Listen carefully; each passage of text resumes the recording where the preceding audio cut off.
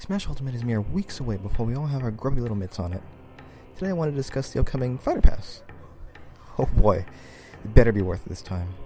Controversial opinion, I'm sure, but I didn't care too much for the DLC in Smash 4, save Mewtwo, who I got for owning both 3DS and Wii U.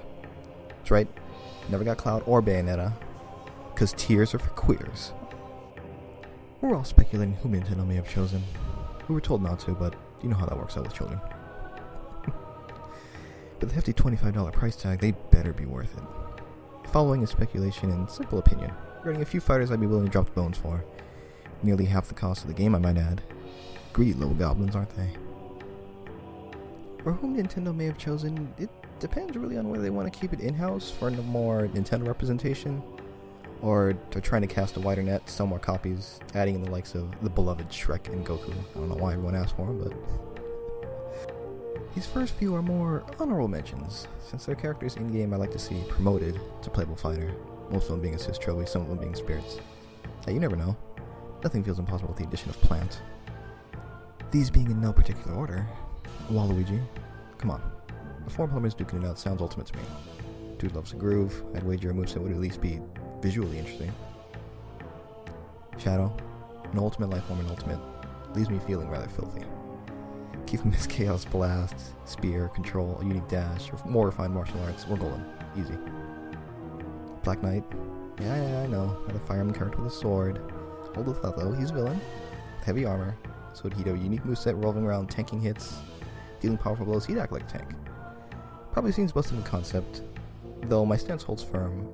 You made Bayonetta. If that thing is allowed, balance be darned.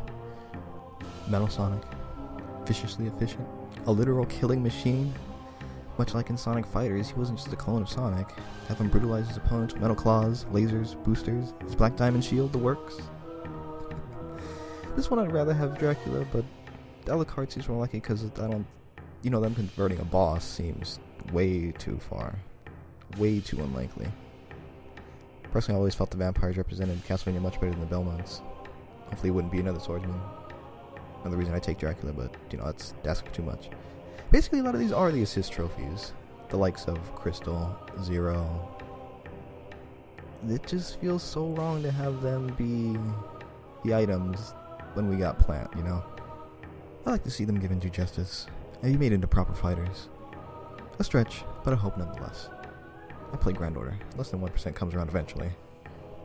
Now, we'll probably have to wait for the next, say, 7 games to see any of them realize on that select screen. A shame, but what can you do? Don't get me wrong, it's just turning assist trophies into fighters seems to be an unlikely prospect. So, I'm not holding my breath. I don't believe any of them will come out myself, though I'd be pleasantly surprised if they did. It's always possible. It's just a lot of the good ones were in this predicament, I say this because, again, Plant.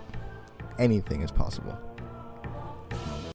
However, these next few, from what we've been shown, to my knowledge, I could always be wrong, please don't crucify me, haven't appeared as items or JPEG spirits. Again, in no particular order. First up, Hades, Lord of the Underworld, suave and dignified dictator. No contest. Now I know Medusa is more likely, given her classic roots, though I much prefer Hades by a vast landslide. Kid Icarus Uprising is a great game, go play it, one of my favorites. Definitely a highlight of the game. Definitely its villain. His moveset has limitless potential, depending on the route they want to take, from a flurry of punches and kicks, projectiles coming from said strikes, and lasers, summoning underworld troops, tornadoes. It would be quite the sight. Plus we'd get Hades' belly as stage. Fighting in his bowels, his hands and his heart pummel you. Be cool, right? Don't let all his training go to waste. Dude's been working real hard. Speaking of, who else trains real hard? Segues. Wonder Red. I still can't believe that Bayo got in before this dude. A stalwart and valiant to a fault. He'd be an excellent addition with his constructs and martial arts. Have him charge his smashes to increase their size and power. Or have a mechanic where he loses power when hit, since the wonderful ones scatter.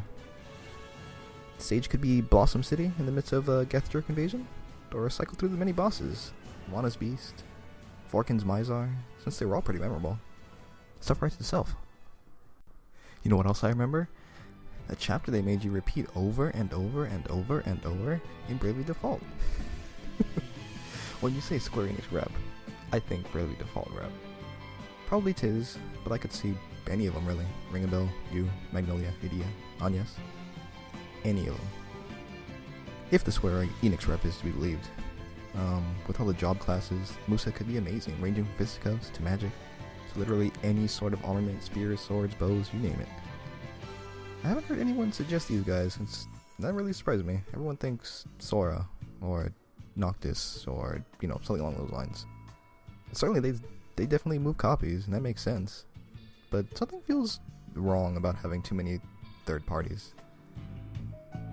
Inner Ship Under Fire could be a good stage, or even, you know, the Balls world, and all of its foreboding and whimsical glory, its nonsensical nature.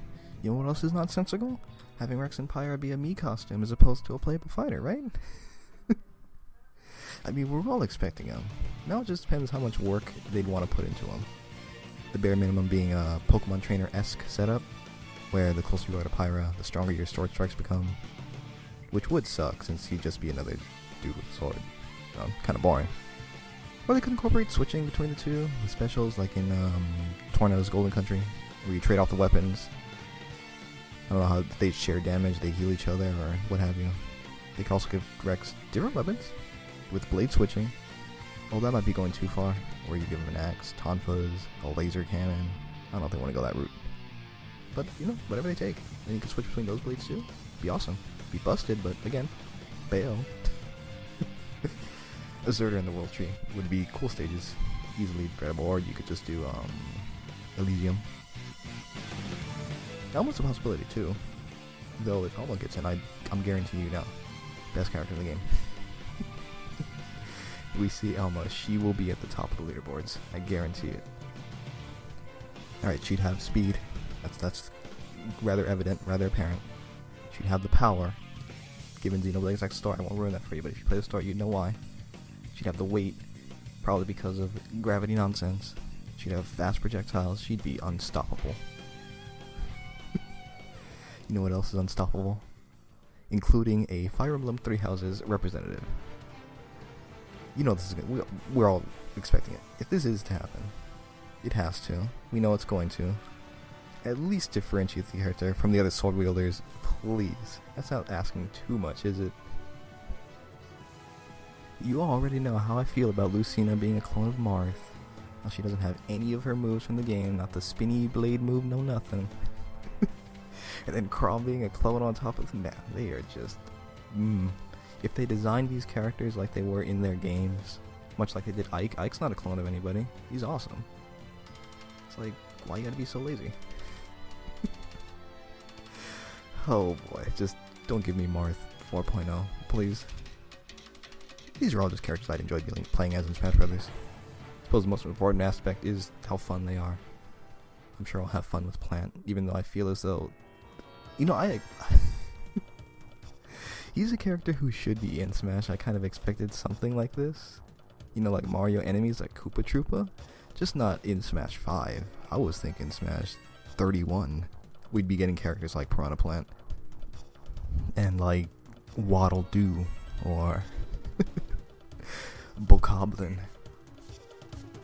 It's insane, really. Quite the shocker, though. You know, it's definitely left me flabbergasted. And don't get me wrong, there are many other characters that I deem worthy of my wallet's blood. Like Geno, Banjo. I just figured I'd limit myself, since I'd be here all day if I was going to list all the characters I'd pay money for.